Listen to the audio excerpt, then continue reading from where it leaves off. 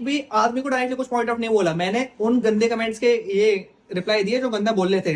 पापा ने भी जो, मैं क्लियरली बोला हूँ, पापा ने भी जो पेशाब वाली बात बोली थी ना, पापा ने रिप्लाई में दी थी। उस रिप्लाई में जो इनको 1 महीने से आ रहा है, पापा ने रिप्लाई दिया तो ठीक है, लोगों को बुरा लग गया।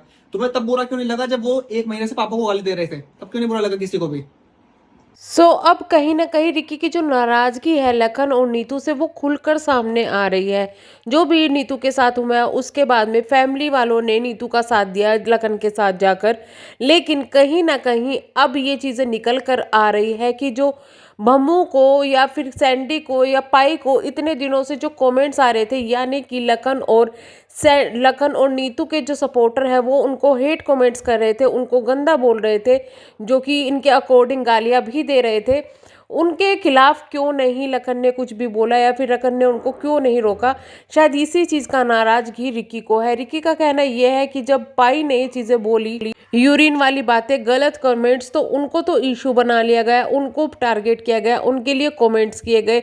लेकिन जब वो मदर को यानी कि भम्मू को गलत बोल रहे थे या फिर पाई को गलत बोल रहे थे, उस वक्त उनको क्यों नहीं रोका गया? आपको बता दें कि जब इन फैमिली की कंट्रोवर्सी हुई वहां पर लखन चुप थे, लेकिन दूसरी तरफ से जो भी बयान आते थे तो उनके जो हेटर्स हैं, यानी कि भम्मू के हेटर्स बोले या फिर ये कहे कि लखन के जो सपोर्टर हैं, वो जाकर भम्मू और पाई को गलत गलत बोल रहे थे। इसी तरीके से दूसरे तरफ के जो सपोर्टर थे, यानी कि भम्मू के सपोर्टर जाके लखन और नीतू को बोल रहे थे। तो दोनों ही तरफ से किसी को भी रोका नहीं गया कि आप सामने वाले को गलत ना बोले, ये चीज़ें हमें अच्छी नहीं लग रही है, बल्कि उन चीज़ों को और बढ़ावा दे दिया गया, उन चीज़ों को बोलने के लिए, उन लोगों को बोलने के लिए छोड़ दिया गया। तो यहाँ पर रिकी को यही कहना चाहूँगी मैं कि जो चीज़ें हो रही थी उस वक्त वो दोनों की तरफ से हो रही थी।